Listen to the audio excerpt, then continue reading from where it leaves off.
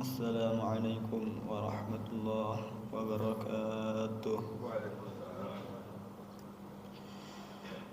Alhamdulillahilladzi hadana li hadza wa ma kunna linahtadiya laula an hadanallah. Laqad ja'at rusulu rabbina bil haqq wa nudu an tilkumul jannatu urithumuha bima kuntum ta'malun.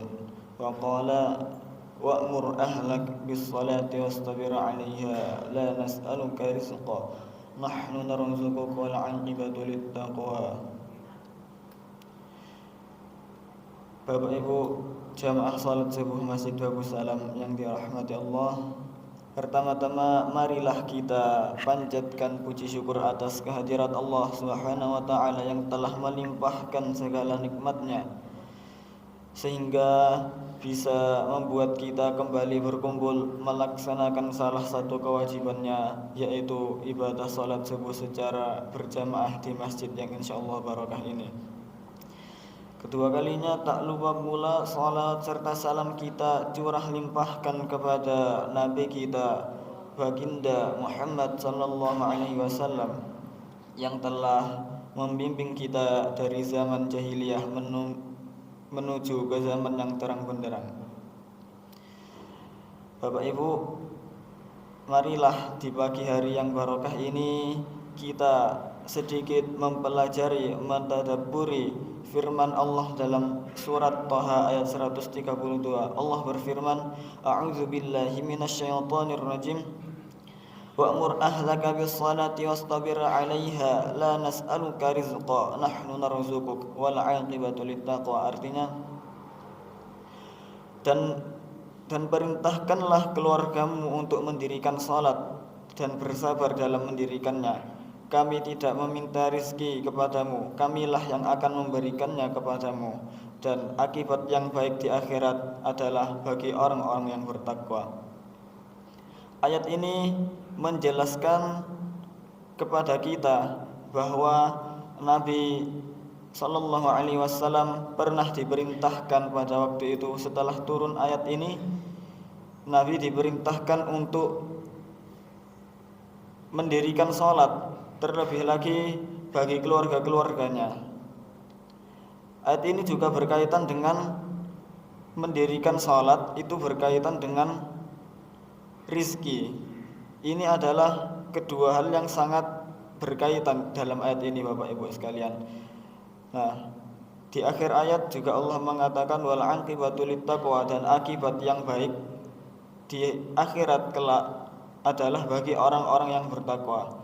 Bapak Ibu jamaah salat subuh Masjid Babus Salam yang dirahmati Allah, banyak sekali pelajaran yang dapat kita ambil dari satu ayat ini. Salah satunya ialah bagi pemimpin keluarga, seorang ayah hendaknya membimbing keluarganya untuk mendirikan salat, karena salat adalah salah satu kewajiban, salah satu bentuk ketakwaan kita kepada Allah. Bahwa kita tahu juga ayat ini diturunkan langsung kepada Nabi Muhammad sallallahu alaihi wasallam. Padahal keluarga Nabi, Fatimah, anak-anaknya, menantunya Ali bin Abi Thalib termasuk orang-orang soleh, Bapak Ibu, tapi masih tetap diperintahkan kepada Nabi kita untuk mengingatkan mereka, untuk mengingatkan keluarganya untuk mendirikan salat.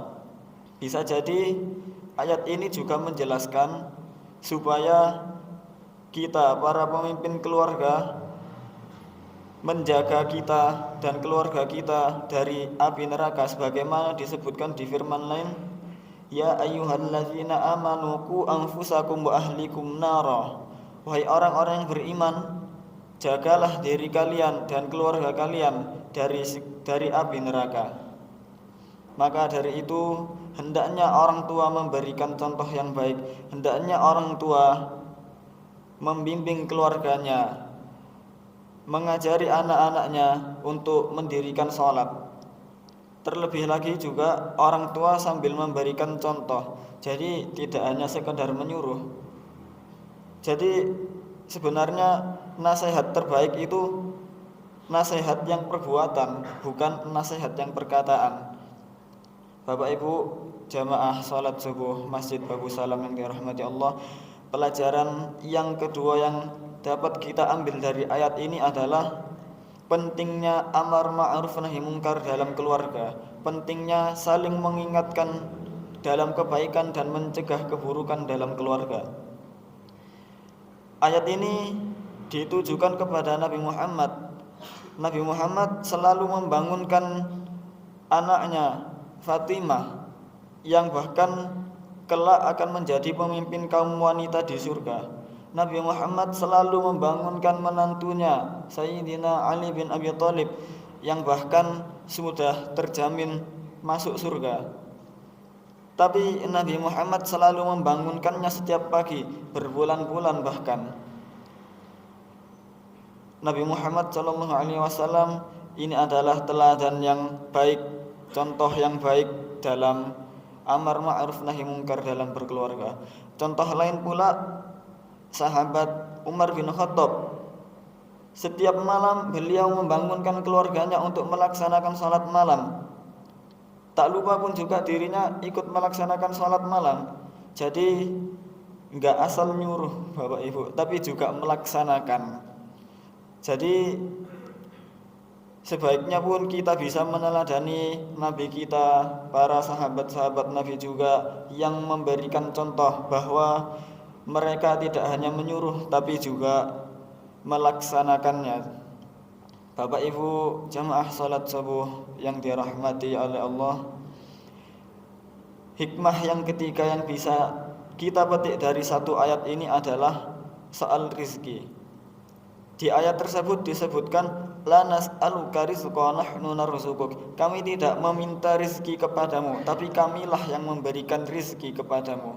Nah, ini menunjukkan keterkaitan mendirikan salat dengan rizki Bapak Ibu. Imam Ibnu Katsir dalam tafsirnya mengatakan bahwa ayat ini adalah Allah menjamin rizki bagi orang yang mendirikan salat dan akan memberikan rizki itu dari arah yang tidak disangka-sangka, seperti dalam firman yang lain, wa may yattaqillaha yaj'al lahu makhraja wa yarzuquhu min haitsu la yahtasib. Barang siapa yang bertakwa kepada Allah, maka dia akan diberi jalan dari arah yang tidak terduga-duga, dan Allah memberikannya rizki dari arah yang tidak disangka-sangka. Bapak Ibu, rizki itu apa sebenarnya? Kalau di dalam tauhid asma wa sifat, Allah memiliki 99 nama asmaul husna. Ada yang namanya Al-Wahhab sama Ar-Rizqu, Ar-Razzaq. Al-Wahhab sama Ar-Razzaq ini secara garis besar artinya sama, sama-sama memberi. Tapi kalau Al-Wahhab ini memberinya itu secara umum. Siapa aja yang diberi? Orang muslim diberi, orang kafir diberi, orang yang taat diberi, yang tidak taat diberi, semuanya diberi. Allah ringan tangan memberi makhluk-makhluknya Bapak Ibu. Nah, tapi bedanya dengan Ar-Razzaq ini apa? Kalau Ar-Razzaq ini pemberian Allah secara khusus kepada orang-orang muslim, orang-orang yang beriman. Dari Allah memberikannya dengan cara-cara yang halal dan baik. Ini bedanya. Jadi kalau Al-Wahhab itu pemberian Allah berupa al-mal, berupa harta. Jadi beda nggih, harta sama rizki itu berbeda. Kalau di dalam tauhid asma wa sifat dijelaskannya seperti itu. Nah, di dalam ayat ini yang dikaitkan dengan mendirikan salat adalah rizki Bapak Ibu. Keterkaitan salat dan rizki. Jadi dalam ayat ini kita ditegaskan kita nggak usah khawatir soal rizki. Sebaliknya justru kita yang seharusnya taat kepada Allah, fokus beribadah kepada Allah, nggak usah khawatir soal rizki. Bahkan ada para ulama ketika dalam masa-masa sulit, saya lupa tepatnya nama ulamanya siapa, itu mengatakan kepada keluarganya, berdirilah, kita dirikan salat, sesungguhnya Nabi memerintahkan itu. Begitu kata salah satu ulama ini. Jadi saat kita ditimpa kesulitan ekonomi, kesulitan rezeki, sempit rezeki, hendaknya kita mendirikan salat, lebih tepatnya memperbaiki salat kita. Kita kurang di mananya? Apakah gerakan kita ada yang salah? Kurang mengikuti sunnah Nabi Muhammad SAW? Kita benahi salat kita. Selain menjadi keterkaitan dengan rizki, salat juga bisa menenangkan hati dan pikiran kita, menjadikan penentram dalam hidup kita. Kadangkala kita banyak pikiran, banyak para ulama yang menganjurkan untuk salat. Jadi maksud dan pelajaran yang bisa diambil dari ayat ini ialah kita nggak usah khawatir soal rizki, Allah sudah mengaturnya. Ayat ini juga menjelaskan di akhir wal aqibatu littaqwa, dan akibat yang baik di akhirat adalah untuk orang-orang yang bertakwa. Maka dari itu Bapak Ibu, marilah kita kembali meningkatkan ketakwaan kita, semakin giat menjalani perintah-perintah Allah Subhanahu wa taala dan menjauhi segala larangannya ya Allah, segala larangan Allah. Mungkin inilah pelajaran yang dapat kita ambil dari ayat 132 surat Thaha. Semoga yang sedikit ini bisa bermanfaat. Mungkin itu kiranya dari saya. Apabila ada tutur salah kata mohon dimaklumi. Bila ada manfaatnya itu semata-mata datang dari Allah Subhanahu wa taala. Sekian dari saya. Wassalamualaikum warahmatullahi wabarakatuh.